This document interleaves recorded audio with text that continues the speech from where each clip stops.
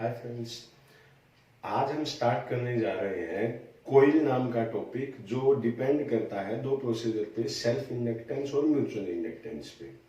तो हम पहले समझेंगे कि सेल्फ इंडक्टेंस क्या है, फिर समझेंगे म्यूचुअल इंडक्टेंस क्या है, उसके बाद में कोइल की बात करेंगे। तो आज का जो टॉपिक हम स्टार्ट करने जा रहे हैं ये है सेल्फ इंडक्टेंस।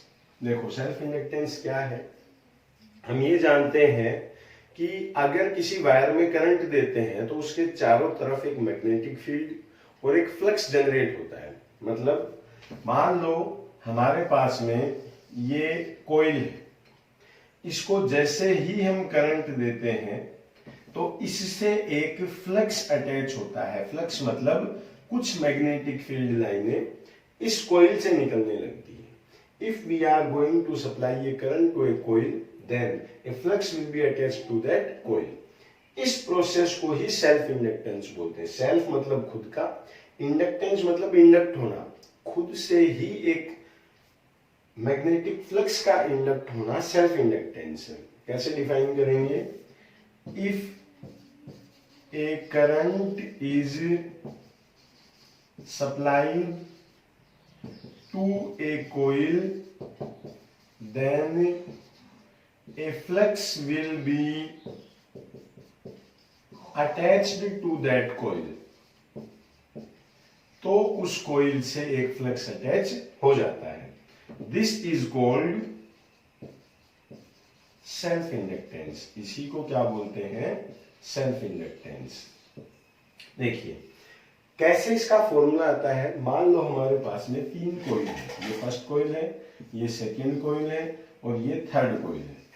इसमें हमने ऐसा सर्किट कनेक्ट किया है कि जो मार्केट से हम 10 रुपए का सेल खरीदते हैं, 8 रुपए का एवरीडे निप्पो वगैरह, उसको कनेक्ट किया और उसमें 1.5 एम्पियर का करंट फ्लो करवाया।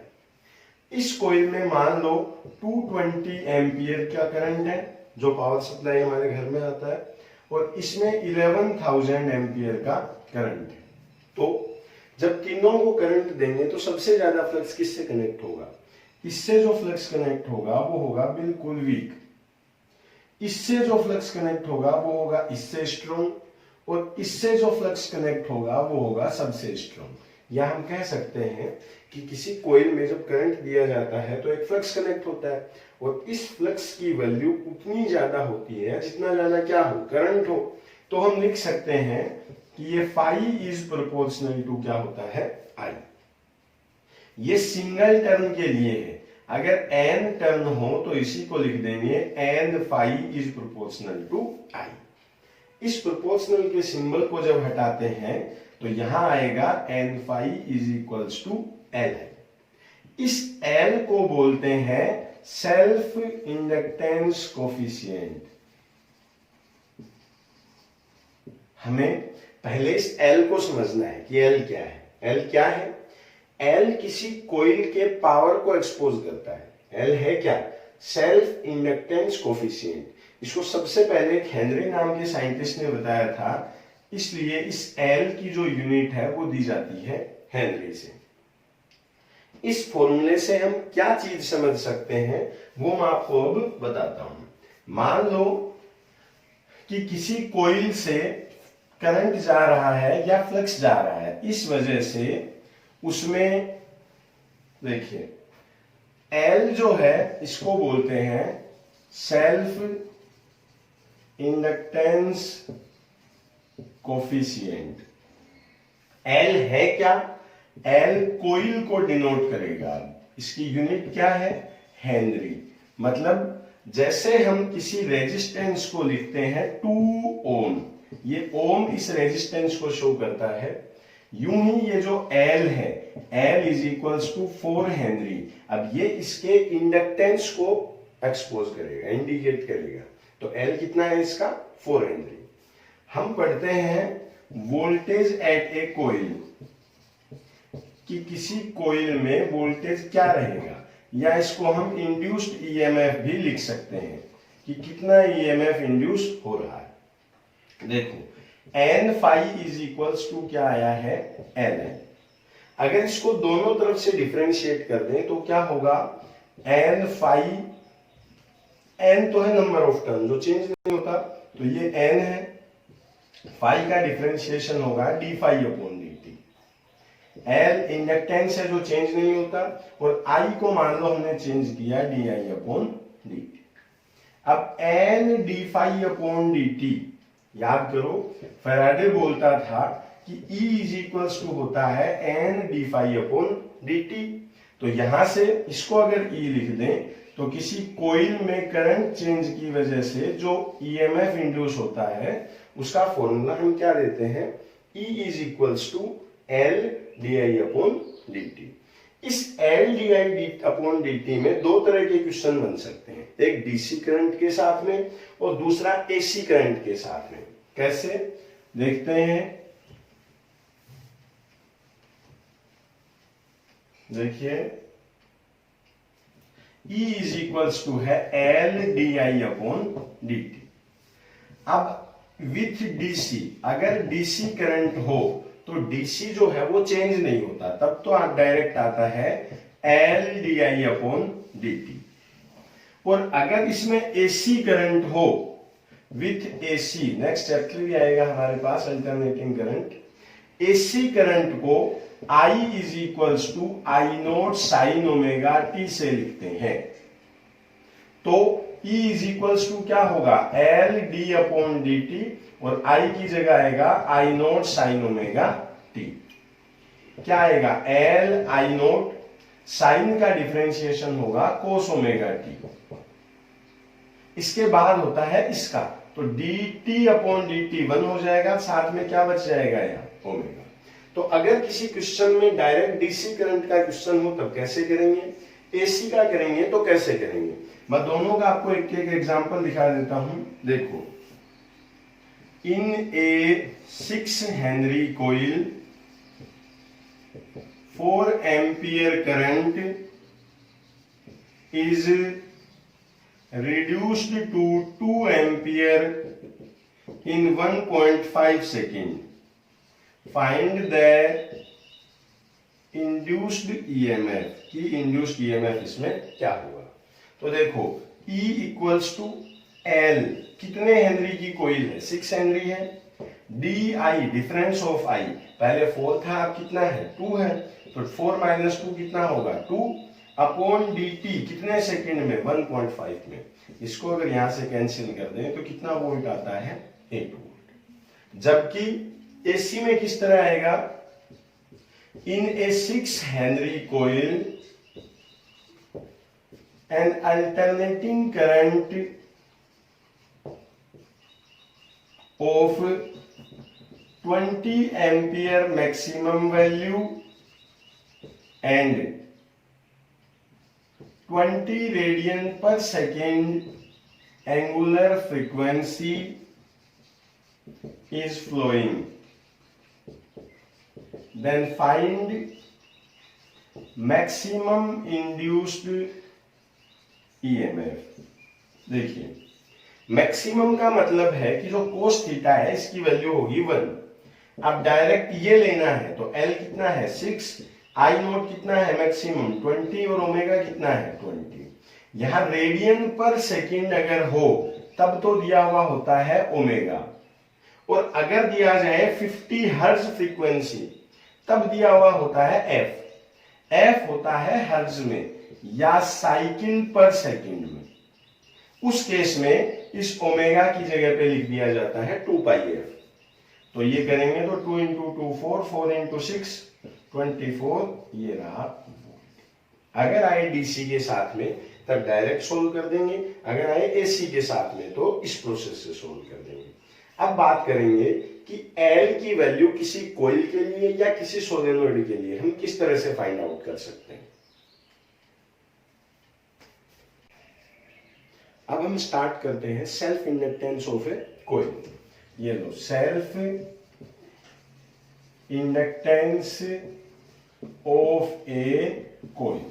देखो हम ये पढ़ते हैं कि अगर कोई सर्कुलर कोइल हो तो अगर इसका रेडियस R हो, इसमें करंट I हो, तो इसके सेंटर पे जो मैग्नेटिक फील्ड है उसकी वैल्यू दी जाती है mu naught N I upon 2r। अगर ये आपने नहीं पढ़ा है तो आप पीछे के लेक्चर्स में जाके देख सकते हैं। मैग्नेटिक इफेक्ट ऑफ करंट में एक बायो-सावर्ट लॉ नाम का टॉपिक है जिसमें ये समझाया हुआ है। इस कॉइल में एन हमने टर्न लिए हैं, आई करंट है, आर रेडियस है, तो सेंटर पे जो बी है वो है mu naught N I upon 2r। अगर इस म्यू नॉट का आपको पता नहीं है तो मैं फिर से याद दिला देता हूं। ये है मैग्नेटिक परमिएबिलिटी। अब देखिए करेंगे क्या, हमें इस कॉइल का L निकालना है, सेल्फ इंडक्टेंस कोफिशिएंट। तो हमने अभी क्या पढ़ा था कि N phi is equals to होता है Ln। फाई की जगह मैग्नेटिक फ्लक्स इस चैप्टर का फर्स्ट टॉपिक था, इलेक्ट्रोस्टैटिक्स में भी सेम आता है कि फाई इज इक्वल्स टू होता है बी ए कोस थीटा, या मैक्सिमम वैल्यू हम क्या ले सकते हैं, B A is equals to L I. N B, coil के सेंटर पे बी कितना है, mu naught N I upon 2r। Area कितना है, पाई आर स्क्वायर, किससे मल्टीप्लाई कर दें, एल आई से। आई से आई अगर कैंसिल कर दें तो एल इक्वल्स टू बचता है mu naught N square pi, एक आर से एक आर कैंसिल, आर अपॉन 2। यहां देखो एल एन स्क्वायर के प्रोपोर्शनल है और आर के भी प्रोपोर्शनल है, तो जो फॉर्मूला है वो हम दे सकते हैं L is proportional to N square into R. इस पे क्वेश्चंस किस तरह से पूछे जाते हैं वो मैं आपको एक्सप्लेन करता हूं। उससे पहले अगर ये समझ में नहीं आया है तो फिर से समझ लें कि किसी कॉइल के सेंटर पे जो मैग्नेटिक फील्ड है वो हम देते हैं B equals to mu naught N I upon 2r से। अब सबसे पहले हमने जो फॉर्मूला लिया वो सेल्फ इंडक्टेंस के टाइम पे आया था, N phi is equals to L I. Phi की जगह बी ए कोस थीटा या बी ए लिख देंगे, और इस बी की वैल्यू जो हमने कॉइल के सेंटर पे मैग्नेटिक फील्ड लिया था mu naught N I upon 2r वो रख देंगे। एरिया सर्किल का पाई आर स्क्वायर होता है, कैंसिल करने के बाद बचता है ये, तो L इज प्रोपोर्शनल टू आएगा एन स्क्वायर इंटू आर। इस पे 3 तरह के सवाल हमसे पूछे जा सकते हैं। क्या क्या वो सवाल हैं वो मैं आपको अब समझाता हूं। इसके बाद हम पढ़ेंगे सेल्फ इंडक्टेंस ऑफ सोलेनोइड। देखिए फॉर्मूला है ये, इस पे क्या 3 सवाल हमसे पूछे जा सकते हैं। देखो सबसे पहला क्वेश्चन है क्वेश्चन नंबर 1, सेल्फ इंडक्टेंस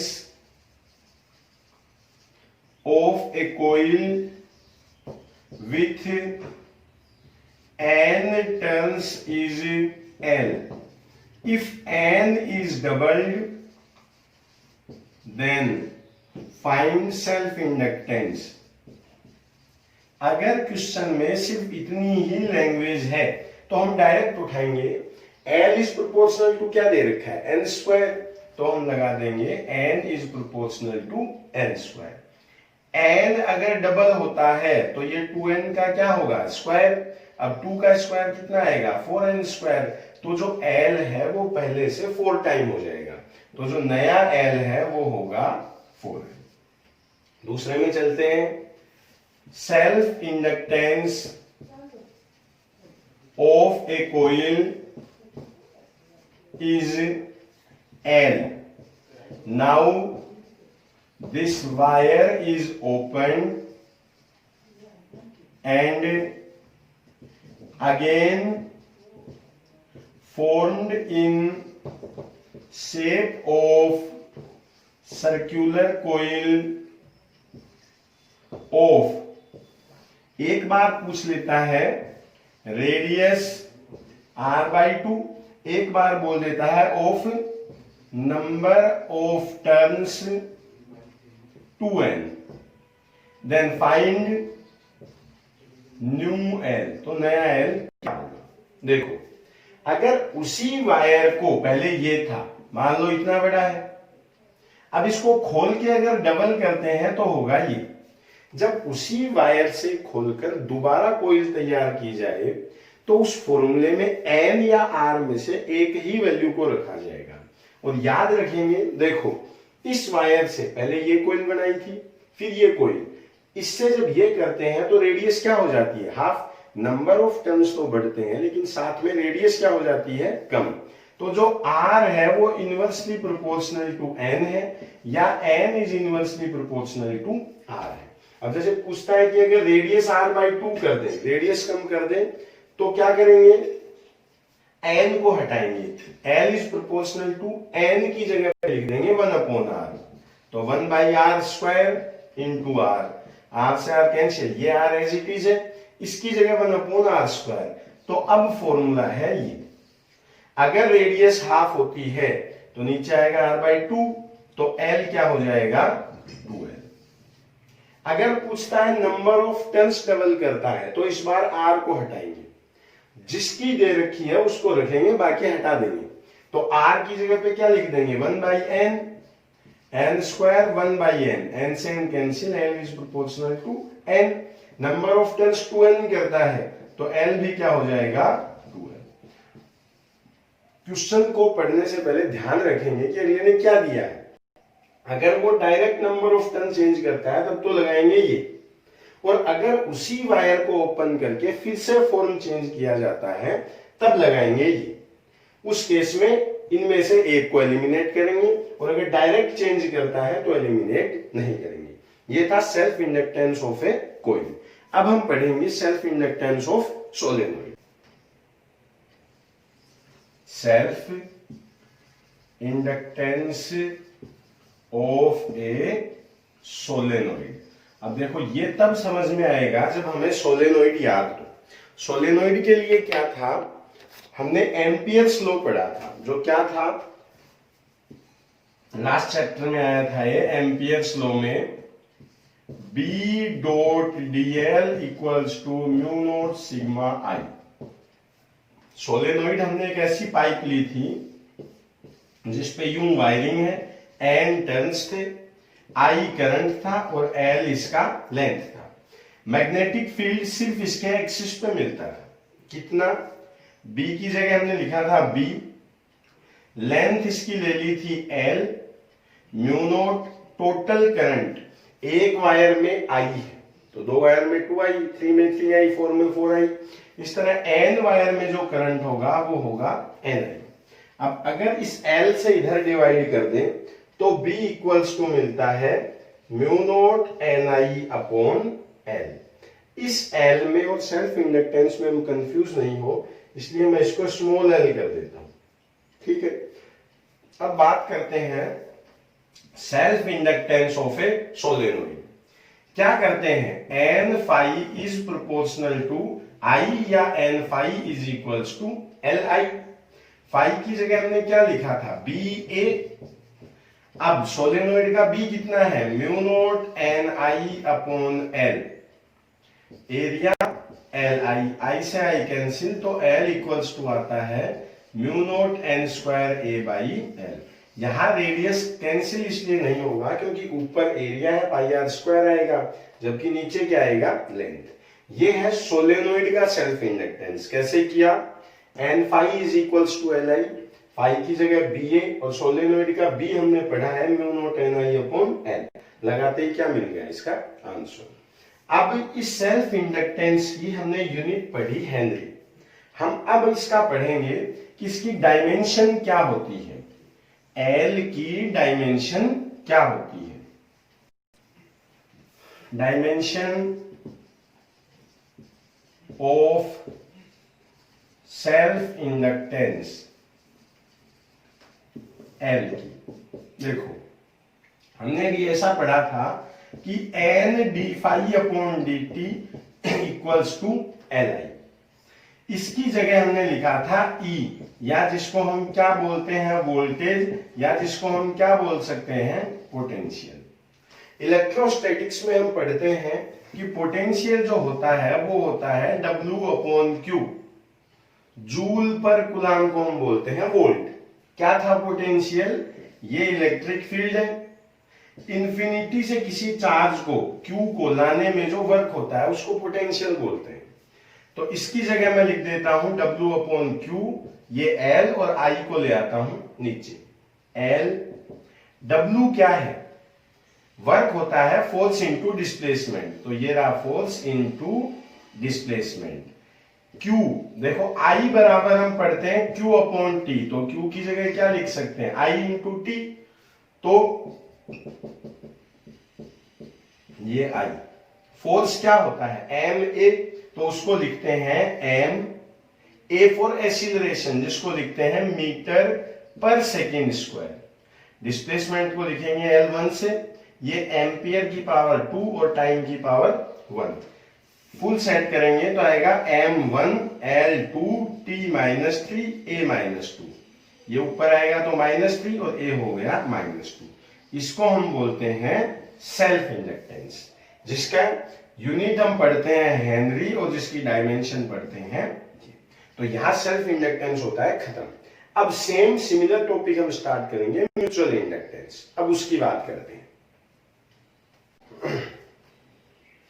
अब हम स्टार्ट करते हैं म्यूचुअल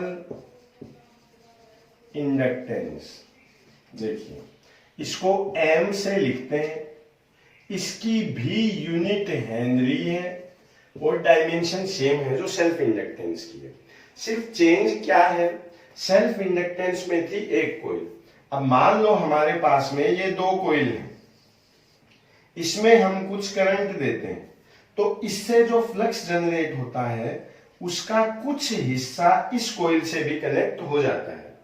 तो जब इसका फ्लक्स इससे कनेक्ट हो तो इस प्रोसेस को बोलते हैं म्यूचुअल इंडक्टेंस। क्या लिखेंगे? When A current is supplied to a coil, then a flux will be attached to nearby coil। तो फ्लक्स जो है वो पास में दूसरी कोइल है उससे कनेक्ट हो जाता है। This is called mutual inductance. ये हम ट्रांसफॉर्मर में देखते हैं कि जिसमें दो कोइल लगी हुई होती है, एक कोइल में जब करंट दिया जाता है प्राइमरी कोइल में तो करंट जंप करके चला जाता है म्यूचुअल इंडक्टेंस के थ्रू सेकेंडरी कोइल में। This is called mutual inductance. ठीक है, क्या करेंगे? मान लो यहां पे हम 1.5 एम्पियर का करंट देते हैं तो फ्लक्स कम कनेक्ट होगा, यहां हम 220 एम्पियर का देते हैं तो ज्यादा कनेक्ट होगा, और अगर हम 11,000 एम्पियर देते हैं तो फ्लक्स और ज्यादा कनेक्ट होगा। तो हम लिख सकते हैं कि फाई इज प्रोपोर्शनल टू क्या होता है? आई। एन फाई हो नंबर ऑफ टर्न्स तो एन फाई कर देंगे, और जब इसको हटाएंगे तो यहां एक कांस्टेंट आएगा जिसको बोलते हैं एम, या जिसको बोलते हैं म्यूचुअल इंडक्टेंस। ये रहा म्यूचुअल इंडक्टेंस। सेम जैसे हमने कोइल के केस में या सेल्फ इंडक्टेंस के केस में पढ़ा था कि जनरेटेड ईएमएफ या इंड्यूस्ड ईएमएफ कैसे निकालते हैं, सेम उसी तरह से म्यूचुअल इंडक्टेंस के केस में इस एम की वैल्यू फाइंड आउट की जाती है। कैसे? Induced EMF in case of mutual inductance, देखिए कैसे करेंगे? n phi is proportional to था i या n phi is equals to आया mi। अगर इसको डिफरेंशिएट कर दें तो आएगा n d phi by dt is equals to m di by dt। इसको क्या बोलते हैं फैराडे से? E। तो E is equals to फिर से क्या है? m di upon dt। अगर हो डीसी तब तो डायरेक्ट क्या लिख देंगे? E equals to M D I upon D T. और अगर हो एसी तो I की जगह पे क्या लिखा जाएगा? आई नॉट साइन ओमेगा टी। अब E इक्वल्स टू क्या आएगा? एम, आई नॉट कॉन्स्टेंट है तो बाहर, और साइन का डिफरेंशिएशन होगा कोस ओमेगा टी, और टी के पास में जो है उसको लिख देंगे यहाँ। ठीक है, एक चीज इस वैल्यू को निकालते टाइम ध्यान रखेंगे, नोट, कि अगर करंट इंक्रीज हो रहा है, इफ आई इज इंक्रीजिंग, तब तो जो इंड्यूस्ड ईएमएफ है उसको लेंगे नेगेटिव। क्यों लेंगे? याद हो तो लेंज लॉ था कि when flux is increasing then induced current will try to decrease it. So it will induce in opposite direction, तब तो करंट कैसे डायरेक्शन में आएगा, नेगेटिव में। And if I is decreasing, अगर करंट डिक्रीज हो रहा है तो ई लिया जाएगा पॉजिटिव। साइन का ध्यान रखेंगे, प्रोसेस सेम है, ये सेल्फ इंडक्टेंस में भी काम आएगा और म्यूचुअल इंडक्टेंस में भी। अब हम निकालते हैं, जैसे हमने कॉइल और सोलेनोइड के लिए सेल्फ इंडक्टेंस की वैल्यू निकाली थी, उसी तरह हम निकालेंगे म्यूचुअल इंडक्टेंस की। क्या निकालते हैं, इसको मैं थोड़ा जल्दी कर देता हूं। म्यूचुअल इंडक्टेंस ऑफ, इधर निकालते हैं कॉइल के लिए कॉइल पेयर, और इधर निकालते हैं हम सोलेनोइड पेयर के लिए। देखिए, मान लो ये दो कॉइल है, ये फर्स्ट है, ये सेकंड है, इसमें N1 टर्न है, इसमें N2 टर्न है, इसकी रेडियस R1 है और इसकी रेडियस R2 है। हम सेकंड कॉइल में करंट दे देते हैं, तो क्या लिखा जाएगा, N phi is equals to MI। किसमें करंट दिया आपने, फर्स्ट में, तो फ्लक्स किससे जनरेट होगा, दूसरी से, तो N2 फाई 2। फर्स्ट में करंट, सॉरी आपने सेकंड में करंट दिया है तो सेकंड में करंट देंगे, फर्स्ट में फ्लक्स अटैच होगा, इसी को म्यूचुअल इंडक्टेंस बोलते हैं। N1 फाई की जगह क्या लिखते हैं, BA। अब B किसने इंड्यूस किया है, जिसमें करंट है, करंट किसमें है, सेकेंडरी कॉइल में, is equals to MI2। N1 coil का B, याद होगा हमने पढ़ा था, mu naught NI upon 2R होता है। ये A1 is equals to MI2, I2 से I2 कैंसिल और बच गया ये आंसर। यूं ही अगर सोलेनोइड पेयर के लिए निकालते हैं, ये फर्स्ट सोलेनोइड, ये सेकंड सोलेनोइड, ये फर्स्ट है, ये सेकंड मान लेते हैं, फर्स्ट सेकंड। सेकंड में करंट दिया, मान लो इस बार रहते हैं फर्स्ट में करंट, ये लो I1, तो N phi is equals to हम क्या पढ़ते हैं, MI। किस में करंट दिया है, फर्स्ट में, तो फ्लक्स किससे जनरेट होगा, इंड्यूस होगा, सॉरी कनेक्ट होगा सेकंड से। N2 फाई क्या होता है, BA। B किसने इंड्यूस किया, फर्स्ट ने, MI। सोलेनोइड का B कितना होता है, mu note NI upon L, ये इक्वल्स टू MI, I काट देंगे तो ये बच गया आंसर। ये था म्यूचुअल इंडक्टेंस ऑफ सोलेनोइड या म्यूचुअल इंडक्टेंस ऑफ कॉइल, दोनों के सिर्फ। अगर आप एक प्रोसेस को समझ लेते हैं, सेल्फ इंडक्टेंस को, तो म्यूचुअल इंडक्टेंस में आपको प्रॉब्लम नहीं आएगी। अब हम इसके कुछ छोटे मोटे कंसेप्ट और हैं। कपलिंग ऑफ कॉइल्स की, अगर दो कॉइल को कनेक्ट कर दिया जाए तो उनके बीच में भी कुछ म्यूचुअल इंडक्टेंस होता है और वो उनके पोजीशन पे डिपेंड करता है। क्या है, नेक्स्ट है कपलिंग फैक्टर, कि दो कॉइल है, इन दोनों को आपस में किस किस तरह से कपलिंग किया जा सकता है या जॉइंट किया जा सकता है।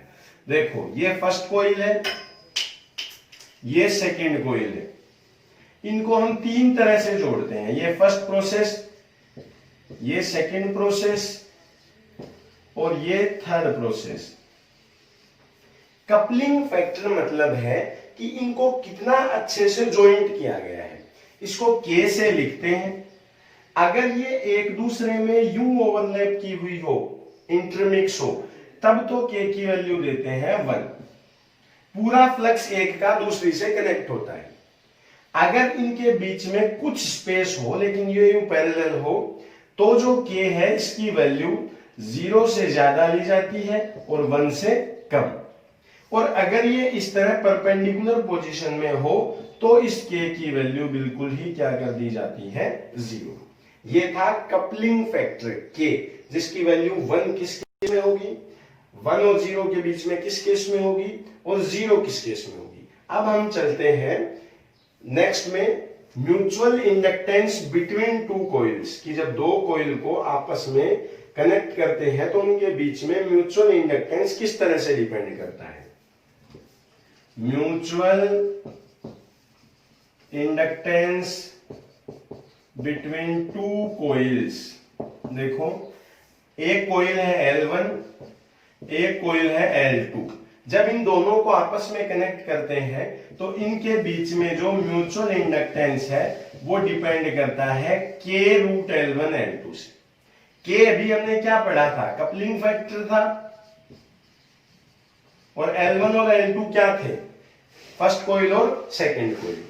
अगर मान लो ये 4 हेनरी होता, ये 9 हेनरी होता, तो इनके बीच में म्यूचुअल इंडक्टेंस क्या होता, देखो जब ये दोनों पूरे यू मिक्स हो तो K की वैल्यू कितनी हो जाती है, 1।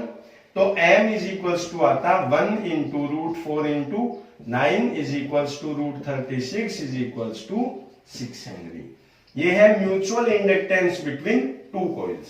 अब हम पढ़ेंगे कॉइल का लास्ट टॉपिक है, जिस तरह रेजिस्टेंस का कॉम्बिनेशन किया जाता है, जिस तरह से स्प्रिंग का कॉम्बिनेशन किया जाता है, उसी तरह से कॉम्बिनेशन किया जाता है कॉइल्स के लिए। तो अपना नेक्स्ट टॉपिक है combination of coils.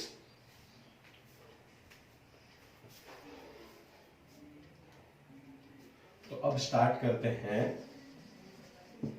Combination of coils. देखिए कॉइल जो है वो किसी वायर की बनी हुई है, ये कॉइल है, ये किस चीज की बनी हुई है, वायर की, और हर वायर में कुछ रेजिस्टेंस है, तो इसका यहां हम ले सकते हैं रेजिस्टेंस। तो हम ये कह सकते हैं कि कॉइल के साथ में हमेशा कुछ ना कुछ रेजिस्टेंस कनेक्टेड है, तो ये इसको हम मान लें R। अब हम रेजिस्टेंस के दो सीक्वेंस पढ़ते हैं, एक तो सीरीज और दूसरा पैरेलल। सीरीज में जब दो रेजिस्टेंस यूं कनेक्ट हो तो R बराबर लिया जाता है R1 प्लस R2, और अगर दो रेजिस्टेंस यूं कनेक्टेड हो R1 और R2 तब लिया जाता है 1/R is equals to 1/R1 plus 1/R2। तो इसी तरह अगर दो कॉइल पैरेलल या सीरीज में कनेक्टेड हो, मान लो इस तरह से, ये L1 है, ये L2 है, सीरीज में अगर कनेक्टेड है तो L इज इक्वल्स टू क्या लिखा जाएगा, L1 प्लस L2। और अगर ये दोनों कॉइल यूं पैरेलल में कनेक्टेड हो, L1 और L2, अब जो L लिखा जाएगा वो होगा 1/L is equals to 1/L1 plus 1/L2। ये तब है जब इनके बीच में कोई म्यूचुअल इंडक्टेंस नहीं लिया गया है। क्या, no mutual inductance is considered. अगर म्यूचुअल इंडक्टेंस भी कॉइल्स के बीच में हो, मतलब इसका कुछ फ्लक्स भी इससे कनेक्टेड हो या इसका कुछ फ्लक्स इससे कनेक्टेड हो, तब इनको किस तरह से काम में लिया जाता है, या इस फॉर्मूले में उस केस में क्या चेंज हम करते हैं। अब हम इसको देखते हैं। पहले हम बात करते हैं सीरीज कॉम्बिनेशन की। ये पहले लेते हैं हम सीरीज कॉम्बिनेशन। सीरीज कॉम्बिनेशन देखो, फर्स्ट केस है जिसमें कोई यूं कनेक्टेड है, सेकंड केस इसमें यूं कनेक्टेड हो या इसको यूं कनेक्टेड कर दिया जाए, मतलब दोनों में करंट का डायरेक्शन एक दूसरे से अपोजिट हो, या इसको कई बार यूं भी शो किया जाता है, इस डायग्राम को इस तरह से दोनों का जो फर्स्ट पॉइंट है वो यूं है, या इस डायग्राम को यूं भी कनेक्ट किया जाता है, इसका ये पॉइंट यहां दिखाया जाए और इसका ये पॉइंट यहां। इस पॉइंट का मतलब है यहां तो दोनों सपोर्टिव नेचर के साथ में है, ये यहां एक दूसरे को अपोज करते हैं, तो ये पॉइंट यहां है, इससे उल्टा ये यहां है। अब इस केस में अगर L1 और L2 हो, let M is mutual inductance between them, और दोनों के बीच में जो म्यूचुअल इंडक्टेंस है वो M है। तो जो L है यहां लेते हैं L1 plus L2 plus 2M, अगर दोनों एक दूसरे के सपोर्टिव हो तब तो कर देते हैं प्लस 2M, और अगर यूं हो तो इसको कर देते हैं L1 plus L2 minus 2M। अगर ये पॉइंट एक दूसरे से अपोजिट लगे हुए हो या जो करंट का डायरेक्शन है वो एक दूसरे से अपोजिट शो कर दिया जाए, तो इसको क्या कर देते हैं, -2M। ये था series combination with mutual inductance. अब कॉइल का लास्ट टॉपिक हम पढ़ते हैं, parallel combination with mutual inductance. क्या है? Parallel combination with mutual inductance. देखो, अगर ये दोनों यूं कनेक्टेड हैं और म्यूचुअल इंडक्टेंस नहीं था तो हमने फॉर्मूला पढ़ा 1/L 1/L1 1/L, या L equals to L1 L2 L1 plus L2। अगर इसको यूं शो किया जाए, दोनों का ये पॉइंट यहां दिखाया गया हो, मतलब सेम पॉइंट सेम जगह हो, तब क्या करते हैं? और इस केस में क्या करते हैं? अगर ये पॉइंट एक दूसरे से अपोजिट शो किए गए हैं, इस केस में तो L करते हैं L1 L2 upon L1 plus L2, इतना तो है ही। यहां आ जाता है -m² और यहां आ जाता है -12। जबकि अगर ये पॉइंट एक दूसरे से अपोजिट हो तो इसको लिखते हैं L1 L2 -m² upon L1 plus L2, और जो यहां -2m था उसको यहां कर दिया जाता है प्लस का 2m। ये था self inductance, mutual inductance, combination of coils वगैरह। नेक्स्ट टॉपिक में हम पढ़ेंगे कॉइल में स्टोर्ड एनर्जी, सोलेनॉइड में स्टोर्ड एनर्जी और एसी जनरेटर। शायद 1 या 2 लेक्चर का चैप्टर और बचा हुआ है, 2 लेक्चर्स में हम इसको खत्म कर देंगे। बाय।